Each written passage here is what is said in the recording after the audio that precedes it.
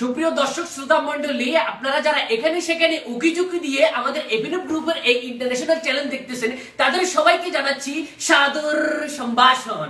আজকে আমাদের গুরুত্বপূর্ণ টকশোতে আমরা একটা গুরুত্বপূর্ণ বিষয় নিয়ে কথা বলতে চাচ্ছি। আর এই গুরুত্বপূর্ণ বিষয়টা আপনারা সবাই জানেন, সেটা হচ্ছে বাংলাদেশ ভার্সেস ইন্ডিয়ার খেলা নিয়ে, যেটা আপনারা সবাই দেখেছেন, 16 কোটি মানুষ দেখেছেন, সারা বিশ্ব দেখেছে তারা দুর্নীতি করেছিল।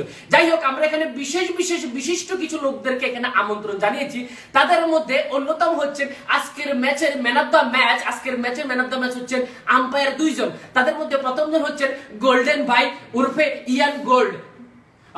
আর আমাদের দ্বিতীয় ব্যক্তি, আপনারা কি টাকা পয়সা গণনা করতেছেন? ও আচ্ছা। আর দ্বিতীয় ব্যক্তি হচ্ছে, তিনিও কম যান না কোনো অংশে, গোল্ডের সাথেই তিনিও ম্যাচের মধ্যে ম্যান অফ দ্য ম্যাচ যৌথভাবে নির্বাচিত হচ্ছেন। তিনি হচ্ছেন আমাদের সবার প্রিয় শ্রদ্ধেয় আলিমদার ভাই। আলিমদার ভাই ভালো আছেন? আচ্ছা, যাই হোক, আর আমার পাশেই ঠিক পাশে বসে আছেন আমাদের 16 কোটি মানুষের মধ্যে একজন স্বনামধন্য কুখ্যাত বিখ্যাত দর্শক, সাধারণ দর্শক। ভাই আপনার নামটা আমি জানি না, আপনি নিজে কোন? খান আলী খান। ওনার নাম খান আলী আবার খান। যাই হোক, আমার পাশে তার পাশে বসে আছেন আমাদের বিশিষ্ট Indian cricket council international cricket কাউন্সিলের সভাপতি আমাদের মোস্তফা কামাল লোটাস। লোটাস ভাই, আপনাকে আমাদের এখানে সাদর আমন্ত্রণ।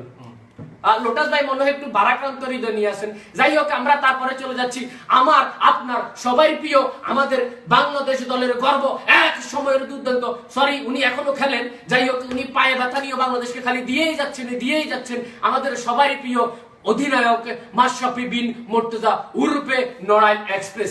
মাশরাফি, আপনাকে স্বাগতম। যাই হোক, আমরা আজকের বিষয় ম্যাচ নিয়ে কথা বলবো। প্রথমে আমরা শুরু করতে যাচ্ছি আমাদের আজকের ম্যাচের মহানায়ক, যিনি ম্যাচটাকে পুরো একাই ঘুরিয়ে দিয়েছেন, তিনি হচ্ছেন আমাদের তিনি হচ্ছে আমাদের গোল্ড ভাই। গোল্ড ভাই, আজকের ম্যাচ সম্পর্কে আপনি কি বলতে চাচ্ছেন? আজকে নাকি আপনি ইন্ডিয়ানদের কাছ থেকে আমরা শুনতেছি আর কি কিছু মারে হাতারা রাজ্যের ইন্ডিয়ানরা অনেক টিয়া দিয়েছে, কিন্তু আর ঘরে কতক্ষণ থাকে মার আর লাগে, এটার লাই তো দিছি মাশরাফিরে বড়ি।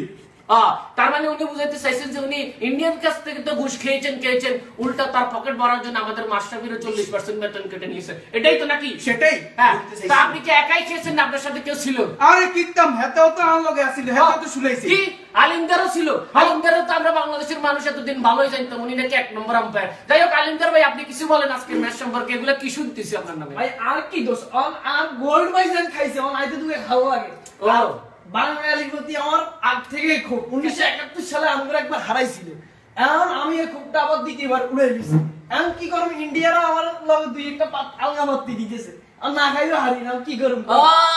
আচ্ছা, এই কাহিনী তাহলে আপনারা তো শুনছেন। 71 সালে আমরা তাদেরকে বাস দিয়েছিলাম, সেই কারণে তো প্রতিশোধ দিছে, তার সাথে সাথে ইন্ডিয়ানদের কাছ থেকে আলগা পাত্তি পাইছে। যাই হোক, এটার ব্যাপারে আমরা ব্যবস্থা নিব, আর ব্যবস্থা নেওয়ার জন্য আমাদের পাশেই আছেন আমাদের মহা ব্যবস্থাপক, যিনি কিনা ইন্ডিয়ান ক্রিকেট কাউন্সিল খালি বারবার এটাই ইন্টারন্যাশনাল ক্রিকেট কাউন্সিলের সভাপতি মোস্তফা কামাল লোটাস। লোটাস ভাই, আপনি কিছু বলেন এই সম্পর্কে?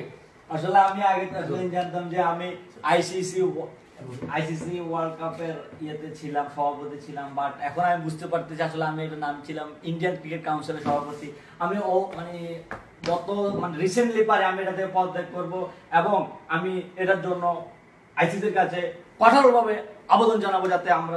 আচ্ছা লোটাস ভাই, আমার একটা প্রশ্ন, আপনারা কি ইন্ডিয়ানরা কোনো অফার টাফার করছিল নাকি? হ্যাঁ, তারা আমাকে বলছিল, বাট আমি এটা করে নাই, কিন্তু ওই ক্ষেত্রে আলিমদার আর হলো গিয়া গোল্ড দুইটা ই করে কাটছুপি করছে আর কি। যাই হোক, উনি বলতে চাচ্ছেন ইন্ডিয়ার নাকি ওনারা পার্টি দিতে চাইছিল, যদি উনি নেয় নাই, আমাদের দেশের লোক তো এত বেইমানি করতে পারে না। যাই হোক, সবকিছু তীর খালি দে গোল্ড আর আলিমদারের কাছে যাইতেছি, বুঝলাম না। যাই হোক, এখন আমরা অধীর আগ্রহে বসে আছি আমাদের সম্মানিত মহা অধিনায়ক, দলের অধিনায়ক, জাতির গর্ব মাশরাফি বিন মুর্তজা ভাইয়ের সাথে। মাশরাফি মুর্তজা ভাই, আপনার আজকের ম্যাচ নিয়ে কোনো অনুভূতি বা আমাদের সাথে যদি শেয়ার করেন। আমি কি বলবো, আমার পুরো বাংলাদেশটা আমার পক্ষে ছিল, কিন্তু আচ্ছা এক মিনিট, আপনাকে কেমন জানি ভারাক্রান্ত হৃদয় মনে হচ্ছে, হতাশ কেন, কি কারণ কি এটার পিছনে? আসলে আমরা ভালোই খেলছি, কিন্তু পার্সোনাল ভাবে ওরা আমাদের, সেটা আমরাও দেখেছি, কিন্তু পুরো বিশ্বও দেখছে, আপনারাও দেখছেন। আর বেশিরভাগ আমাদের খুব খারাপ লাগছে, যেহেতু আম্পায়াররা নিরপেক্ষ হয়ে থাকে, কিন্তু এই ম্যাচে আপনারা সবাই দেখছেন, আপনারা জানেন কি করছে ইয়ান এবং আমার শ্রদ্ধা ইয়ান আর আলিমদার ভাই। আমি অনেক শ্রদ্ধা এক্সপেক্টেশন দেখি তাদেরকে, কিন্তু তারা যে আমাদেরকে এভাবে করবে এটা আমি বুঝছি, আপনার সাথে আমারও কান্না চলে আসছে। জানি না এই জালিম দুইটা কিভাবে কাজ করতে পারছে। যাই হোক, এখন হচ্ছে আমাদের সেই এক হিসাবে ধরতে পারেন আমাদের অনুষ্ঠানের প্রধান অতিথি, যাকে আমরা প্রধান অতিথি হিসেবে চিহ্নিত করেছি। তিনি হচ্ছেন, আপনার নামটা কেন বারবার ভুলে যাই? খান। ও খান আলী, আবার খান। যাই হোক, উনি আমাদের সাধারণ দর্শক, তার অনুমতি থেকে আমরা এখন জেনে আসি। খান আলী খান, আপনি কি বলতে চাচ্ছেন আজকের ম্যাচ সম্পর্কে? শুধু আমি না, 16 কোটি বাঙালি আছে ক্ষুদ্র, 16 কোটি বাঙালি যদি একসাথ করে বড় মালা বানিয়ে আলিমদার সাহেব আর গোল্ডেন সাহেব পড়ানো হবে। বুঝতে পারছি, আপনি যেহেতু কইতেছেন তাহলে দেরি কেন? আমার পায়ে জুতো আছে না, আপনারা উঠেন না, আপনাদের কাছে কি দেখা যায়? একটা ডলার। আচ্ছা দর্শক শ্রোতা মন্ডলী, আপনারা একটু ধৈর্য ধরেন, আমরা অনুষ্ঠানটা শেষ করলে তারপরে জুতা যা আছে সব একসাথে আলিমদার গোল, সাথে সাথে আইসিসি মানে ইন্ডিয়ান ক্রিকেট কাউন্সিলকেও আমরা দিব। যাই হোক, বাংলাদেশ দল হেরে গেছে, এই জন্য আমরা খুবই দুঃখিত। আমরা আশা করি আজকের পর থেকে বাংলাদেশের কোনো মানুষ আর ইন্ডিয়া আর ভারত এদের সাপোর্ট জীবনও করতে পারে না।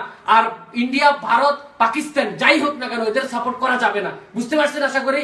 আর যারা করবে তারা বাংলাদেশি না, তারা হচ্ছে ইন্ডিয়ার দালাল আর পাকিস্তানের রাজাকার। ধন্যবাদ সবাইকে।